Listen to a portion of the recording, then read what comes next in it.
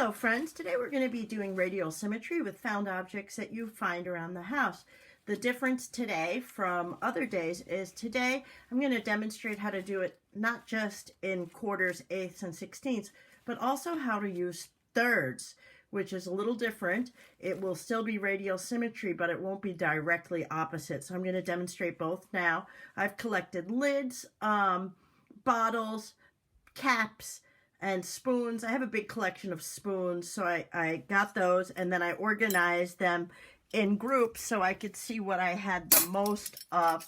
And I might not have exactly what I want, but then I can alternate stuff and make it work. So it seems like I need the smallest collection to start. So let's say I start with these because I have 4, and I'm going to go 1, 2, 3, 4. So what's on the opposite side of each is exactly the same. Then I'm going to come in with something that I have 1, 2, 3, 4 of and do something a little different. So I have a lot of these.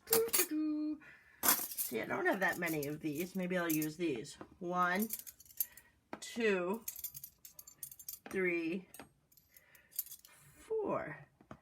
And now I'm going to look for something that I have how many of now. Because first we had 4 quarters, now we have eighths. Now I need how many? 16. So do I have 16 of anything? No. 1, 2, 3, 4, 5, 6. And these I have 7. So I think I have enough of these spoons. And these are a little different than these. So I'm going to alternate. And as long as what's on the opposite side is the same, I'm okay. So let's try this, right? So if this is here, then this has to be on the opposite side here, and I'm going to do every other, right? So every other space, because I don't think I have enough. I'm short by 1, and then I'm going to use these smaller ones and do every other. So the opposite of that is here, here, and here. And then I have my radial symmetry. You can continue taking things to the next level. You can drop things in the spoon. Remember, you can really make things as complicated as you want. So I'm going to try and keep my spoons together so I can do this. I'm going to pick up every other now for y'all using thirds. And that's going to bridge with your math curriculum a little bit. So instead of starting out with 1, 2, 3, 4, I'm going to start out with 3, which will give me a different thing because I won't be going directly opposite it. So maybe I'll go, well, I guess it kind of flares out with the petals. So now I can use other things. 1, 2, 3. Now how many do I have? 3 times 2 is? Correct. 6. So now I need 6 of something. What do I have 6 of? 1, 2. This feels different. 3, 4, 5, 6. Now how many do I need? 18. Do I have 18 of anything? Probably not, so I might have just reached my limit. Let's see if I can alternate something. What would happen if I alternated today? Let's see. If I did this, I'm going to stick it out far so I can see what happens if I don't have a lot of something and I want to alternate it.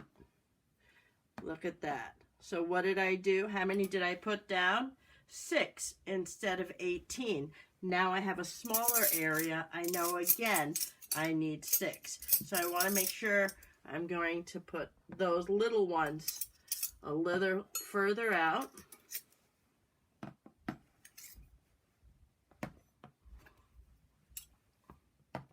And friends, that's radial symmetry using thirds instead of quarters.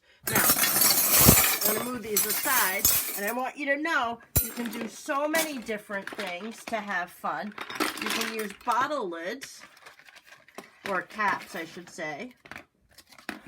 It doesn't need to be utensils, right? And then I want you to have fun growing your stuff and making it, seeing if you can make it bigger and bigger and bigger. Oh, here these are. So you can face them this way, you can face them the other way, and end up with a really pretty picture. Uh-oh, do I like that? Silver and this is gold. So when we're doing symmetry, we need to align our symmetry, not just with our pattern, not just with our shapes, but also with our color. And if you make a mess, guess who gets to clean it up? You do. So remember that. Look at this pretty one, has like a sun shape on it. So I can flip certain caps upside down, flip other ones the other way. So let's see if I have enough of these little ones. This could be fun to put in here. Do I have enough? That would be super exciting if I did. I like those little black caps. And you know, if you don't have them today and you want to start saving something,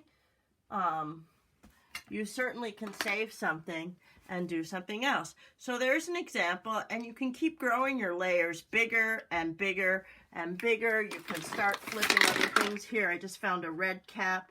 Maybe that would look really pretty in there, right? So you just keep growing your layers. Remember, don't just start tearing apart the cabinets and not talking to your parents about what you have permission to use. Something else I really thought was fun, I had all these skewers, and this is super fun. They're for barbecuing like vegetables and meat. So I had fun doing this when I was playing around in the kitchen. I did the cooking, so my son and husband had to clean up. So I got to play around with creating these art projects. So there's 4. So I'm going to keep going. Now I'm going to add 4 more. So now I have 8. So I had quarters. Now I have eighths.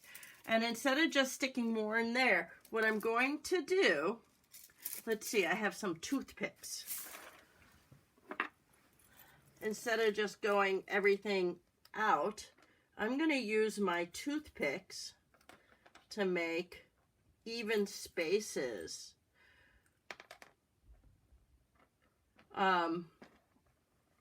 So it's really amazing. You'll start looking for patterns and things. I'm also including, I cut a watermelon the other day, and it was unbelievable, the pattern inside. And that was existing in nature. So as you start to notice radial symmetry occurring naturally in nature, please feel free to take pictures and send it to me. I might get to incorporate it in a lesson. What was nice about sticking those toothpicks in now is I got to get my spaces even. Now I want to get a little bit creative here. So what I'm going to do is line it up with the end of that toothpick and the end of that toothpick. And I can start making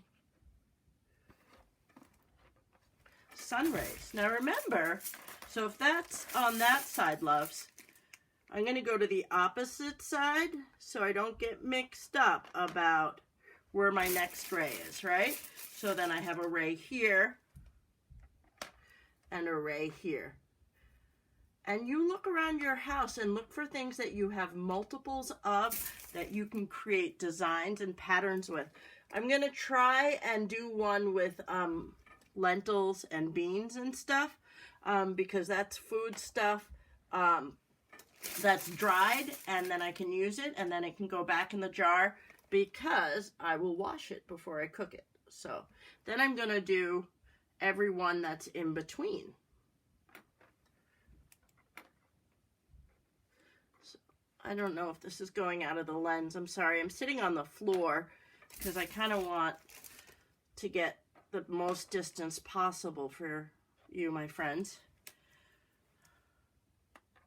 I'm going to the end of the toothpick, and I'm always doing the same thing, but it's really fun to kind of construct this.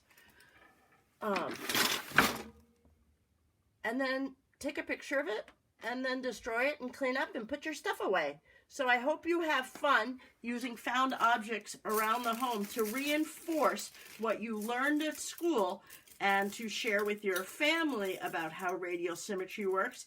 And look for radial symmetry everywhere. When you go out on your bike, your wheel and your spokes, take a look at them up close. What do you notice? What do you notice around you? All right, much love. Hope you have fun. Enjoy the project.